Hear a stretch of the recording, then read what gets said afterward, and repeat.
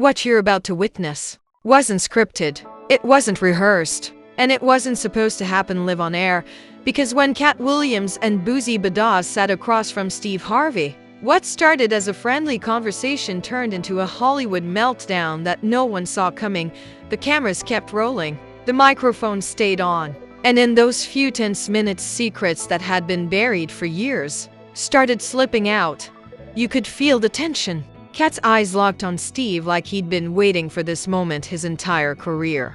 Boosie leaned forward, voice low but sharp, as if every word was a warning. And Steve? He tried to laugh it off. He tried to walk it back. But it was too late. The truth had already left his lips.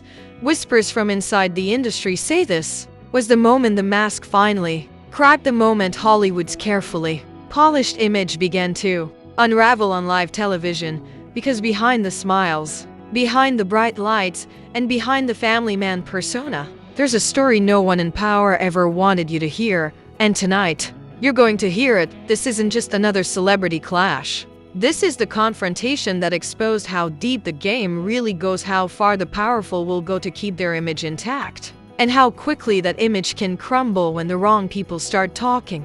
Stay with me, because by the time this story ends, you'll never look at Steve Harvey or Hollywood the same way again. It all started in what was supposed to be a harmless TV appearance, another glossy, carefully managed moment on daytime television. Steve Harvey, the man America calls Mr. Motivation, walked on set with his usual charm, smiling, joking, completely in control. But this time, control was the last thing he had. Sitting across from him were two men who had nothing left to lose: Katt Williams, the unapologetic truth-teller of comedy, and Boosie Badass, the rapper who never learned the meaning of filter. Together, they weren't just guests. They were a storm waiting to break. From the very first question, the tone felt off. The air was thick. You could sense it through the screen. Katt leaned back, his sharp grin hiding something calculated. Boosie kept glancing at Steve, not with admiration, but with a kind of quiet disbelief. Then, Katt struck first. He said, almost casually, "You know, Steve, people say you can't stay clean in this business unless you play by their rules. You've been around a long time. So tell us, which rules did you follow?" The crowd laughed, unsure if it was a joke or a jab. Steve smiled wide, but his eyes, they didn't smile with him. He tried to deflect. "Man, I'm just blessed. That's all," he said. But Boosie wasn't laughing. He leaned in. "Nah, bro. We ain't talking about blessings. We talking about them backroom deals, them calls at midnight, them favors. Everybody in Hollywood got secrets. You just play yours smooth." The audience went silent. Even the host tried to cut in, but Katt raised his hand. "Let him talk," he said. Steve chuckled nervously. But this wasn't comedy anymore. This was confrontation, raw, public, and impossible to escape. For years, whispers had followed Steve. Whispers about his rise from stand-up comic to TV royalty. About who he'd stepped over to get there. About deals that didn't make sense. Friendships that vanished, and people who said he'd changed once the spotlight hit. And now, it was all boiling over. Boosie said it plainly. "I done seen too much fake love in this business. Folks preach about God on camera, but behind them doors, they'll sell out their brother for a ratings check. Ain't that right, Steve?" The crowd gasped. Steve shifted in his seat, adjusting his tie. He started talking about forgiveness, about understanding, about not letting negativity win. But Katt interrupted. "That's not an answer, Steve. That's a speech." The tension in the room was electric. Producers backstage were panicking, signals flying, cameras zooming out, someone whispering, "Cut the segment." But it was live. There was no cutting now. Katt wasn't done. He looked straight into the camera and said, "Y'all ever notice how the ones who get the biggest platforms are the same ones who stop speaking truth? You think that's an accident?" Steve's jaw clenched. His signature smile was gone. Boosie added fuel. "Hollywood don't crown you unless you play the game." But the game got a prize, and a whole lot of folks baited in silence. The room went quiet again. Even through the broadcast feed, millions watching at home could feel it, the truth pressing against the walls of daytime TV, threatening to break through. Steve finally snapped. His voice rose, defensive, almost trembling. I've worked hard for everything I got. I didn't sell my soul to nobody. But his words didn't land the way he hoped. Because when you have to say you didn't sell out, people start to wonder why you felt the need to. Katt stared at him for a long moment. Then calmly, he said, "Nobody said you did, Steve. We just asked, what did it cost?" The silence after that line felt eternal. No applause, no laughter, just the sound of a man realizing the world was watching his mask slip live, and unedited. The clip spread within minutes. Social media exploded. Steve Harvey exposed live. Katt Williams says what everyone's been afraid to say. Boosie calls out Hollywood hypocrisy. Every headline screamed the same message. The truth was finally leaking out. And as the dust settled, one question echoed louder than the rest. What exactly did Steve Harvey know that made him this defensive? Because if Katt and Boosie were right, the meltdown we saw on camera was only the beginning. Within hours, the internet detonated. Clips from the broadcast spread like wildfire, chopped, edited, slowed down frame by frame. People were analyzing Steve's expressions, Katt's tone, even Boosie's body language. Something about the moment felt too real for television. Twitter was in flames. Reddit threads popped up with titles like, "Did Steve Harvey just get exposed on live TV? Katt Williams and Boosie just ended. Hollywood's favorite uncle." It wasn't just gossip anymore, it was an awakening. And then came the shock wave. The clip was mysteriously pulled from several streaming platforms. Producers claimed it was due to copyright issues, but insiders whispered that executives were ordered to scrub it from the internet immediately. That only made things worse, because the more they tried to hide it, the more people demanded to know what Steve Harvey was hiding behind closed doors. Chaos erupted. Network executives were furious. Phone calls flew across Los Angeles and Atlanta. One leaked email, allegedly from a producer, said, "We need to contain this. Katt is going off script and Boosie's making unverified claims. This can't continue." But the problem was it already had. Within 48 hours, Katt Williams dropped a cryptic Instagram live. He didn't name names. He didn't need to. When truth walks into a room full of liars, he said, "It don't need to shout. It just stands there." And everybody starts confessing without saying a word. Fans knew exactly who he meant. Then Boosie jumped in with his own post to raw, unfiltered video where he said, "I ain't scared of none of y'all. I done seen what y'all do behind them cameras. Folks smile on Sunday and sell souls on Monday." The comment section exploded. Celebrities began quietly unfollowing Steve Harvey. A few deleted photos of them together. Others posted vague positive energy messages, the kind Hollywood uses when it's trying to bury a scandal. But it wasn't staying buried. An anonymous source, someone claiming to be part of Steve's former management team, leaked a set of contracts online. Buried in the fine print was a clause about image partnership agreements and executive behavioral compliance. Fans started piecing it together. Was Steve Harvey contractually obligated to act a certain way on TV to stay politically safe? To never question Hollywood's inner circle? Katt hinted as much in a podcast days later. "You think all them smiles are real?" "No, sir. Them smiles are written in contracts." Meanwhile, social media split into two camps. On one side were those defending Steve, saying he'd earned his success through hard work, not compromise. On the other were those who believed Katt and Boosie had finally cracked Hollywood's perfect fraud. The hashtags told the story. Hashtag Harveygate. Hashtag Hollywood exposed. Hashtag let Katt speak. And then just when it couldn't get any stranger, Steve went silent. No posts. No statements. No radio shows. For a man known to talk every day, the silence was deafening. Entertainment. Insiders started whispering that his team was in damage control mode. One PR strategist reportedly told him to lay low until it blows over. But it wasn't blowing over. If anything, it was spiraling, because a second video surfaced, a backstage clip from minutes after the live broadcast ended. Steve could be seen pacing, visibly shaken, muttering, "They set me up. I knew they'd try this." Who was they? No one knew. But speculation ran wild. Katt, in another appearance, hinted that more people were in on it than the public realizes.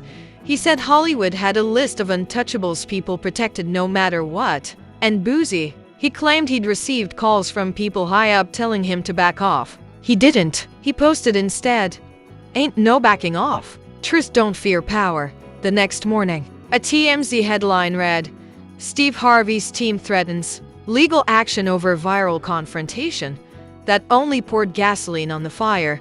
Critics began asking if this was bigger than one TV moment, if what we were watching was the crack in the armor of Hollywood itself. For decades, the entertainment world built its empire on charm, illusion, and control. But now, live on national television, the illusion had shattered. Behind the glitz and glamour, people started seeing something darker, a network of silence, pressure, and quiet obedience. The kind of machine that punishes anyone who dares to speak freely. And that's when Katt Williams made his boldest statement yet. On stage in a surprise comedy show, he looked out at the crowd and said, "Y'all think that was drama? Nah, that was the truth trying to breathe. And they ain't ready for what's coming next." The audience erupted. But behind that roar was a collective chill, because if Katt was right, the next chapter wouldn't just involve Steve Harvey. It would drag everyone connected to him into the spotlight. And the biggest names in Hollywood were starting to sweat, because this wasn't just about one confrontation anymore, it was about exposure, fear, and the crumbling walls of a carefully constructed empire. By the time a week had passed, the storm wasn't slowing down, it was spreading. What started as a fiery live moment had now spiraled into a full-blown cultural reckoning. Steve Harvey's empire, his shows, his endorsements, his carefully polished image was suddenly under the harshest light it had ever faced. And what that light revealed was something Hollywood had prayed would never be seen. The first cracks showed up quietly. One of Steve's longtime producers resigned for personal reasons. A major sponsor suspended their contract, citing reputational concerns. And a well-known comedian, a former friend, went on record saying, "Katt wasn't lying. A lot of folks know the truth but keep their mouths shut." The real question is, who else knew? That single question set off a chain reaction. Every interview, every speech, every motivational moment from Steve Harvey was suddenly being rewatched, dissected frame by frame. Viewers started spotting patterns, moments where he avoided certain topics, where his expression would harden when certain Hollywood names were mentioned. The illusion of control, of perfection, was breaking. Meanwhile, Katt Williams had become the people's hero, the man who said what everyone else was afraid to say. His following tripled overnight. Clips of his confrontation were being remixed with old interviews, moments where he'd warned, "They don't want truth in Hollywood. They want silence." Now, those words hit like prophecy. Boosie, too, refused to back down. He began naming names, cryptic, dangerous names. Ask the ones at the top why they protect certain people. Ask who really runs them networks, who signs them checks, who calls the shots behind the curtain. And that's when the panic began inside the industry. A confidential report, later leaked to the press, revealed that several major TV hosts and production heads held an emergency meeting in Los Angeles. Their goal: contain the damage before it spread to others. But by then, containment was impossible, because suddenly, former insiders began to talk. An assistant from a major late-night show admitted on a podcast, "There are things I've seen that would end careers. People think it's all jokes and suits, it's politics, power, and fear.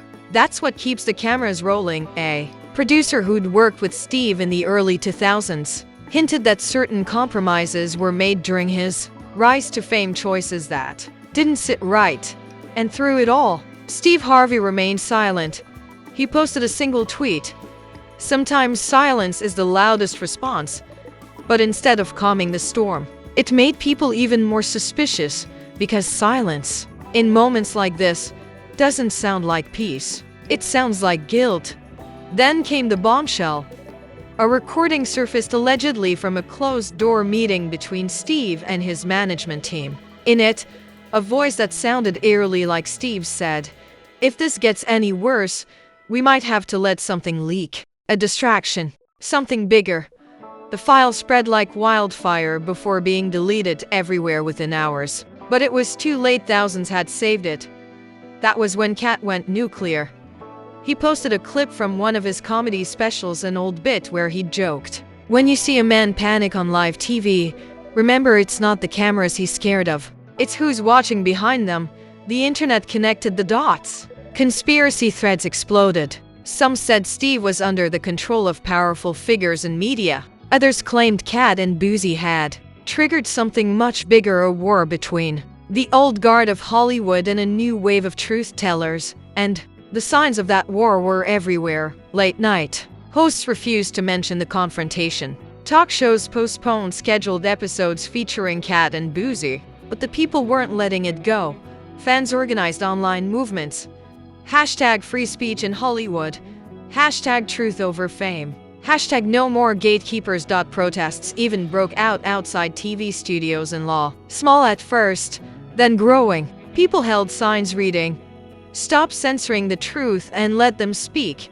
The establishment laughed it off. But the laughter didn't last, because 2 weeks later, an anonymous whistleblower dropped files, contracts, communications, NDA agreements allegedly tying major entertainment figures to secret sponsorship deals and political favors, and at the center of those files were connections to the very networks that had given Steve Harvey his platform. Now it wasn't just about one man. It was about a system, one built on silence, control, and profit. Katt's prediction had come true. Hollywood was turning on itself. As the story reached fever pitch, one image defined the moment. A viral photo of Katt Williams, head bowed, walking off stage at a sold-out show, the caption beneath it reading, "They tried to silence him. Instead, he woke everyone up." And Boosie, always blunt, posted one last message before going quiet himself. "They can cancel shows, block deals, delete videos, but they can't delete truth." By now, even insiders were admitting it. Something had changed. A line had been crossed. The old Hollywood, the one built on smiles, secrets, and silence, was collapsing under the weight of its own lies. And Steve Harvey, he'd vanished from the spotlight completely. No interviews, no statements, no appearances, only rumors, whispers of negotiations, settlements, and sleepless nights. Because when you've been the face of control your whole career, there's nothing more terrifying than watching control slip away. This wasn't just another celebrity feud. It was a signal of fracture in the system that once seemed untouchable. And now, everyone was asking the same question.